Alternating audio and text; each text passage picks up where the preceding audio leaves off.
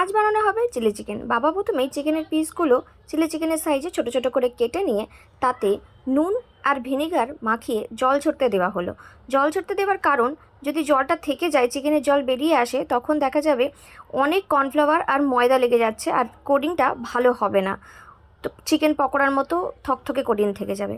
এবার নেওয়া হলো কিছু রসুন, আর দেখো ক্যাপসিকামগুলো যেভাবে কেটেছি, পেঁয়াজও এইভাবে কাটা হলো, রসুনগুলো ছাড়িয়ে নেওয়া হলো। কিছু রসুন কোচানো হবে, লঙ্কা নেওয়া হলো।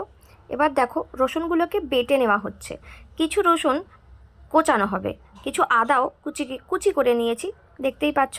এখানে আদাগুলো কিছুটা পেশাও হবে, এটা মা শিলনোড়াতে পিষে নিচ্ছে। দেখো আদা কুচি, রসুন কুচি আর আদা বাটা, রসুন বাটা। এবার মাংসগুলো জল ঝরিয়ে নেওয়ার পর মাংসগুলোকে আলাদা করে নেওয়া হলো। এখানে দেওয়া হলো গোলমরিচের গুঁড়ো। এটা প্রায় 1 কেজির ওপরে মাংস ছিল, তাই জন্য এখানে প্রায় 2 টেবিল চামচের মতো গোলমরিচ গুঁড়ো দিয়ে এটা মাখানো হলো। এবার দেখো এখানে দিয়ে দেওয়া হবে যে আদা বাটা, রসুন বাটা যেটা ছিল সেগুলোকে দিয়ে ম্যারিনেট করতে রাখা হবে। এর সঙ্গে দেওয়া হবে একটু খাবার তেল, সেটা আমরা দিচ্ছি সাদা তেল। এবার দেখো এটাকে ম্যারিনেট করে 2 ঘন্টার মতো রেখে দেওয়া হলো। এবার এর মাঝখানে আমাদের বেশ কয়েকটা কাজ ছিল, সেই কাজগুলো করে নেওয়া হবে। সেগুলো দেখো, একটা মশলা বানাতে হবে। এই মশলাটা খুব ইম্পর্ট্যান্ট। সেটা কি কি আছে দেখে নাও। মৌরি আছে, তারাফুল আছে, এলাচ আছে, গোলমরিচ আছে, দারচিনি আছে, আর এখানে আমি কয়েকটা শামরিচ, 3টের মতো শামরিচ দিয়েছি। দেখো এখানে এটাকে রোস্ট করা হলো। এবার এই রোস্ট হয়ে যাওয়ার পরে এই শামরিচগুলো দেখিয়ে দিচ্ছি। দেখো লবঙ্গও আছে। এবার এটা হামালদিস্তাতে বা মিক্সিতে যাতে হোক ভালো করে গুঁড়ো করে নিতে হবে। গুঁড়ো করার পরে এটা দেখতে কেমন হচ্ছে তোমাদেরকে দেখিয়ে দিই। এবার নিতে হবে ময়দা আর কর্নফ্লাওয়ার। ময়দা এখানে আমি নিয়েছি 3 টেবিল চামচের মতো, আর কর্নফ্লাওয়ার নিয়েছি প্রায় 6 টেবিল চামচের মতো, দেখে নাও। এবার এই ময়দা আর কর্নফ্লাওয়ার ভালো করে মাখিয়ে নিতে হবে। চিকেনটা অনেকক্ষণ ম্যারিনেট করা হয়ে গেছে। এবার চিকেনটাকে নিয়ে কি করতে হবে দেখো, এই ময়দা আর কর্নফ্লাওয়ারগুলো আমি ভালো করে দুটোকে ভালো করে মিক্সড করলাম।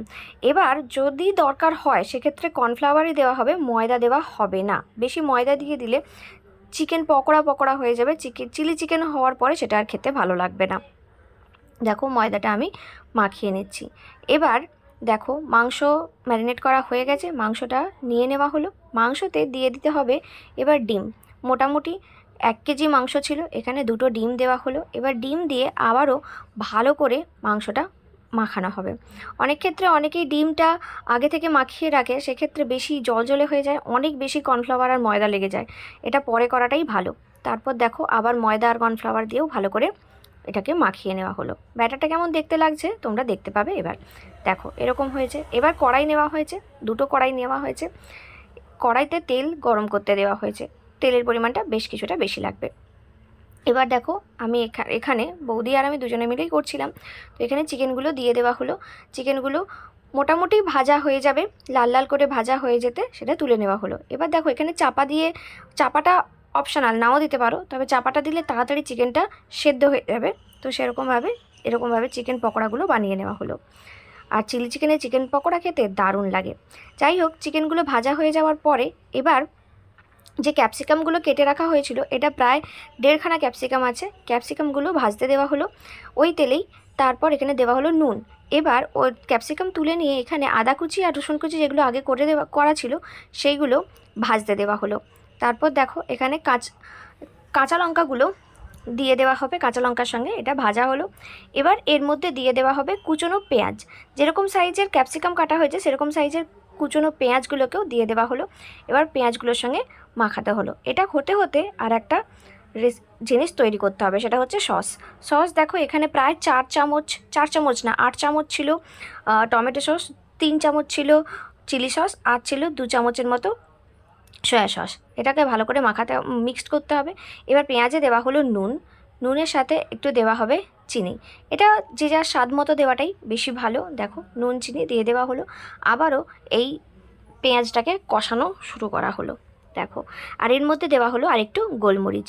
এবার সসটায় দেখো আমি একটু জল দিয়ে দিলাম, ভালো করে জল দিয়ে এটাকে মিক্সড করে নেওয়া হলো।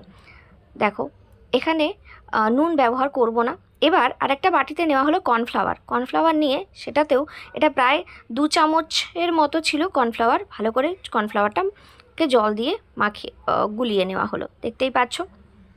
এবার যেটা নেওয়া হলো সেটা হচ্ছে, দেখো জলটা আরও একটু বেশি দিয়ে সস আর কর্নফ্লাওয়ার একসঙ্গে কী করা হলো, মিক্সড করে নেওয়া হলো। দেখো ভালো করে মিক্সড করে নিয়ে পেঁয়াজ যেখানে ভাজা হচ্ছিল, পেঁয়াজ ক্যাপসিকাম সব একসঙ্গে তুলে দিয়ে এখানে দিয়ে দেওয়া হলো জলটা।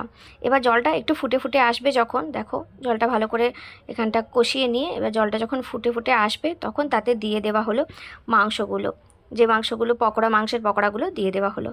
এবার এখানে 5 মিনিটের মতো রেস্টে দেওয়া হলো, রেস্ট মানে কুক করা হলো। তারপর এটা অলমোস্ট রেডি হয়েই গেছে, কিন্তু আমাদের যে মশলাটা বানানো ছিল সেই মশলাটা এবার দেওয়ার পালা। একদম শেষে দেওয়া হলো, এখানে দেখতেই পাচ্ছ ধনেপাতা। তবে পেঁয়াজ পাতা দিলে একটু বেশি টেস্ট হয়, পেঁয়াজ পাতা ছিল না তাই ধনেপাতা দিলাম। ধনেপাতা দেওয়ার পর দেখো মশলাটা, যেটা রোস্টেড মশলা করা ছিল সেই মশলাটা আমি না বৌদি লাস্টে এখানে দিয়ে দিল।